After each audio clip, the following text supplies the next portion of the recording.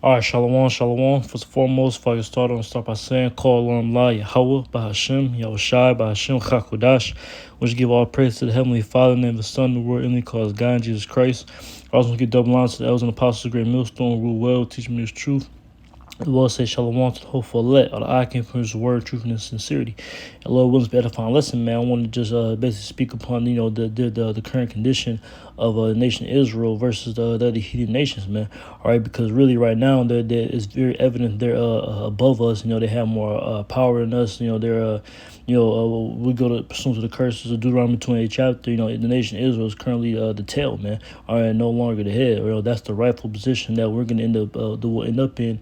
All right, after the Lord brings His divine intervention and sets us up. All right, as that holy nation. All right, because Deuteronomy 7:6 says what the word holy people, man. All right, and of course that word holy goes to the word kodash in the Hebrews, means set apart, man, or really be separate from all the rest of these nations, man. All right, that chosen seed line of Abraham, Isaac, and Jacob, all right, which then, of course, Jacob's name was changed to Israel, was makes up, and then all his 12 sons, which make up the 12 tribes, man. All right, that's the entire, from Judah all the way down to Issachar. Those are the chosen people, you know, all those who descend from that lineage, man. All right, so that's things, it's about, bloodline, heritage, and nationality, man. All right, ultimately, those are the ones who the Lord set up to be above all of the people on the earth. But right now, currently, you have all these other heathen nations, man. The other 17 nations, chiefly Esau, Edom, the self-proclaimed white man, who's and really in the power seat right now. But you know, all these nations are enemies and they're all above us, man. You go to Psalms 8, 3rd chapter, it tells you that they all came together and made a covenant to cut us off from being a nation, man. All right, that's why you see the hatred towards Israel, man. So-called blacks, Native Americans, man. All right, especially to the Southern Kingdom, man. So-called blacks. You know, really the head tribe of Judah, primarily, man. But all the tribes, man, all the tribes are scoffed and mocked and looked down upon. All right, and ultimately, the Lord chastening us for our own disobedience, man. All right, He set up these other heathen nations to give us an example as to how not to rule. All right, in order to, as a punishment for our disobedience towards Him and not fulfilling, keeping His commandments, man. All right, but we'll get to see Ezra chapter 6, you know, going into how the Lord set these other nations above us, man. All right, well, really, we're greater than them. All right, this is Ezra chapter 6 and verse 56 says, "As for the other people, which also come from Adam, thou hast said, they are nothing, but be like unto spittle." Right, they're nothing, man. The Lord is literally likening them to spittle, man, to spit, man. All right, they're irrelevant and insignificant. It says, "But be like unto spittle, and has likened the abundance of them unto a drop that falleth from a vessel." Right, so almost so this a drop of water in out of a bucket, man. All right, if you would have a complete full bucket of water, one drop was to come out, you wouldn't even notice, man. It would be insignificant. All right, it wouldn't matter. It would be neither here nor there. All right, this is the Lord's comparing the heathen nations to. They're really all just extras in this movie, especially because see when you go into it. Ultimately, the Lord created those three classes of men. All right, it was the sons of God, who is the nation of Israel, the sons of man, who are the other heathen nations, and the sons of the wicked. All right, who was Esau, Edom. All right, the physical counterpart, the spiritual demon Satan. Ultimately, he said he created that third part, man, Esau, to actually fulfill that main purpose of being wicked, man, or of being, the enemy, the adversary, of being the antagonist to the protagonist of Jacob, man. All right. Ultimately, so this is the main purpose of which he was created, man, to be that left hand side, man, to be that wickedness. All right. And Jacob was created to be the righteous. All right. All the way going back to the womb, it said what, two manners of people, going back to when Jacob and Esau was in Rebecca's womb, man. Scripture say there was two manner of persons in that womb. All right, so we completely always said we were always completely different, man. All right, so they had a major purpose. Right, they had the purpose of being that opposite of us. All right, but all these other heathen nations, man, they're irrelevant in the grand scheme of things, man. All right, they don't even have a major role within this story, man. All right, ultimately, really, the heathen were created just for servitude, man, to be in subjection to the nation of Israel. All right, that's why even in the kingdom of heaven, man, once they're set up, of course, they'll serve their 1,000 years of captivity due to their due to their as that righteous judgment, or that onto them, or due to them touching the apple of the Lord's eye, having a hand in the affliction of Israel. But ultimately, they'll get to go into their respective lands afterwards, man. After they serve their captivity, Esau is done away with. All right, you go to pursuing Obadiah, the book of Obadiah. Esau done away with, and all the other heathen can go into their rightful lands, man. And of course, the nation of Israel will do it righteously with them, but what? They'll be still in complete subjection to us. Or they'll still have to, be subject to come to us, man. They'll have to work for us. They'll have to do certain labors, all right, to for Israel, man. That's the ultimate purpose of why these heathen were created. All right. It says, verse 57, it says, "And now, O Lord, behold, these heathen which have ever been reputed as nothing," right? All right. It's very plain, man. He said these heathen who have been reputed as nothing, man. All right. It says, "have begun to be lords over us and to devour us," right? Because the Lord gives into his hands. This is how you know that it was all the will of the Lord, all right? That it wasn't just a matter of these other nations being smarter than us or stronger than us or more capable than us. All right, ultimately, the Lord gave them these different things, man. He gave them the blessing of the sword, right? Speaking about Esau, all right, because he's the one who, is the hammer of the earth right now. Right now, the Lord blessed him with that sword. Do what? Take peace from the earth. All right, it was a very necessary thing. When you go into that sword, what's that sword? Right, it's a killing instrument, man. All right, it's made for slaying. That's what the sword represents. Where you have the mind of swords, the gun. All right, that's what it's evolved to over the years, man. All right, it's going to the military might, or that power, that physical capability. All right, that Esau has been given. All right, in order to actually have that dominion, to have that reign in the earth, man. All right. Even when you go into these different kingdoms, right, these different major empires that have risen and fallen, all right, they all were overtaken by another, by a kingdom who had more military capability than them. You go into the, for example, when the Persians were referred as, this great exceeding army, right? But then what happened? Then the Greeks came with more better weaponry, all right, and they're able to overcome them. Same thing when the Romans overcame the Greeks, man. All right, these are different examples of how a power is translated in the earth, man. Or is that through that physicality? Ultimately, that's how the Lord is going to give the nation of Israel their power, man. All right, but what Scripture says, Scripture said the weapons for our warfare are not carnal. Ultimately, the Lord is going to give us that spiritual power, man. All right, to be able to overcome all of our enemies, man, and ultimately be able to sit, to take back that dominion of the earth, man. All right. Our scripture said, "Well, the saints shall take the kingdom." Okay, because it's going to be through force, man. It's going to be physically. All right, and it's all going to be on the Lord's timetable when the Lord gives us this ability. Okay, not by any carnal means, right? And that's how they're able to devour us, man. That's how they're able to lord over us. That's how they're able to and excel over us as a nation. Because what the Lord was dealing with them, man. Or He allowed them to do so in order to bring us down to a lower state, man. So we can acknowledge our offense. All right. It says, verse 58. "But we, thy people, whom thou hast called thy firstborn, thy only begotten, thy fervent lover, are given into their hands." Right, the Lord gave into their hands, man. All right, He given. All right, Job 9:24. "The earth is given into the hands of the wicked, man." Or the Lord gave them this, man. Or He gave them this blessing. He blessed them with that fatness of the earth, man. All right. Ultimately, their blessing is temporal. So our blessing in the nation of Israel is going to be everlasting. It's never going to have an end.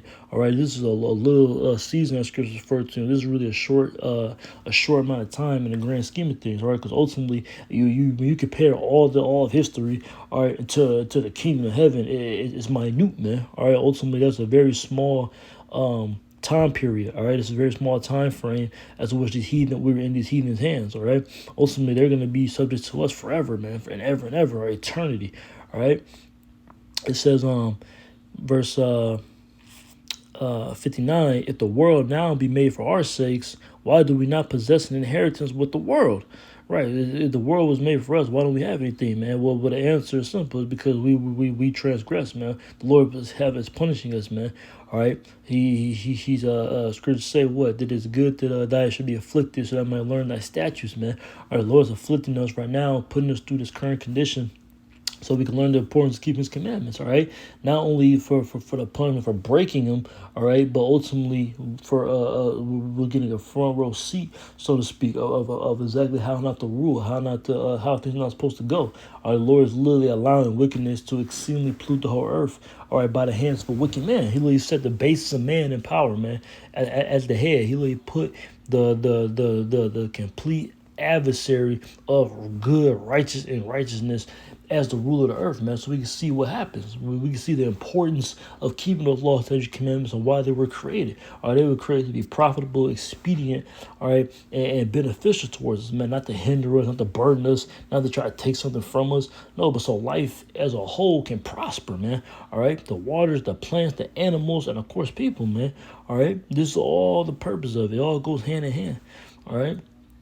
The food, everything is defiled, man. Right now, when you have when the laws not being kept, man. All right, and it says, how long shall this endure? Right, that's the question, man. How long is this going to endure? Or how long will we have to continue to be in the hands of our enemies? How long will we have to continue to suffer?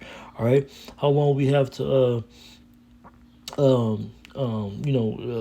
deal with this wickedness, man. Scriptures talk about being vexed by filthy conversation, the wicked, all right, short of oppression made for wise man mad, all right, all these things. When you know righteousness, you know things are supposed to be carried out. All right, then you seek for that, you yearn for that, you're hastening the day, man. All right, we hope and pray. That's why what the beloved Apostle Harcourt this year, the hope for you, all the promises come to pass, man. We're hoping in that day, man. Well, scriptures tell you that we're prisoners of hope, man. All right, we're ultimately just waiting for the fall of our enemies, man. All right.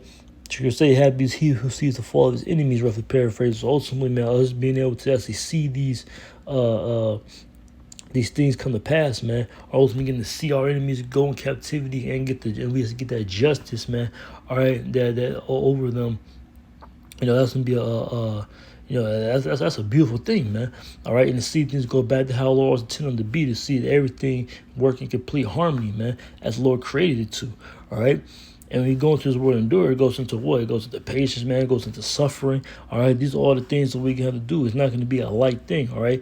When you jump over to this second Esdras 7,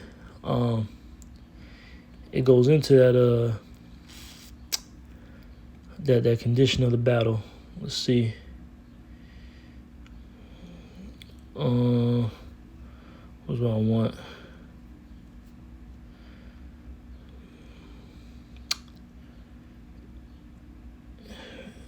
Particularly going to the this walk with the water on one side and the fire on another.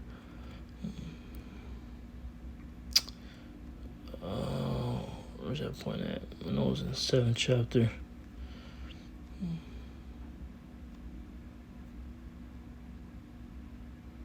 Yeah, here it goes. This second Esdras chapter 7, and verse. I'll get to the point. In verse 7. Again, this is likening the walk and the lot of this of this ministry, of this truth, of this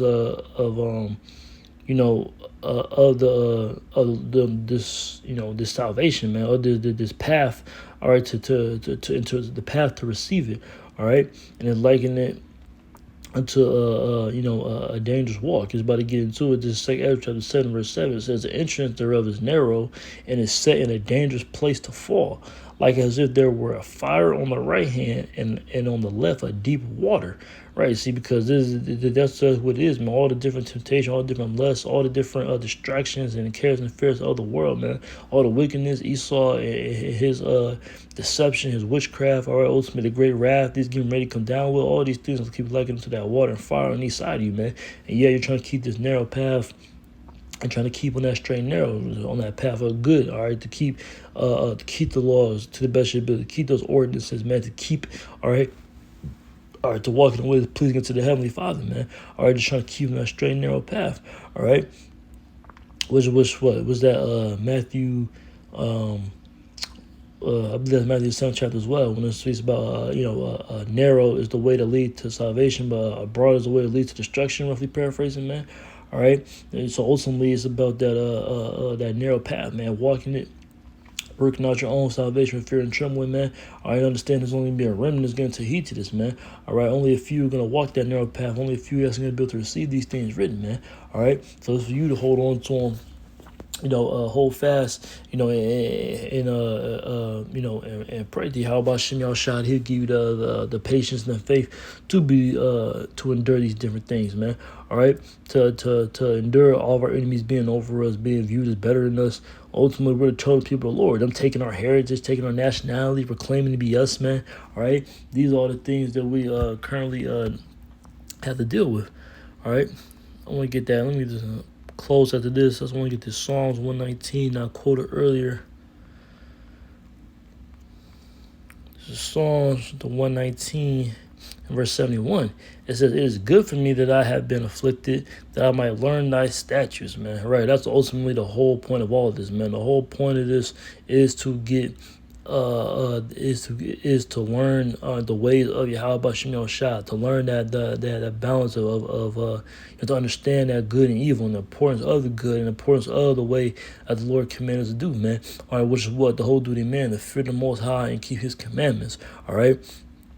Ultimately, this has been a major learning lesson for us as a nation. And this is why in the kingdom of heaven, not only will be under the new, primarily we'll be under the new covenant, which is why we'll never go off, man. Or we'll have the law, statute, commandments written in the inward parts, right, in our hearts. But ultimately, we'll be perfect. We'll be completely free of sin and corruption. But we'll also have known what happens when you allow yourselves to fall in that, right? We know what happens when you allow when you allow that wickedness to go forth, man, and what it leads to, all right, complete perpetual death and destruction, man. All right, so with that, man, prayers edifying, call Lord Allah, Yahweh, by Hashem, Yahushai, by Hashem, Hakodash, double honor to the elders and apostles of Great Millstone, and Shalom to the hopeful elect. Shalom.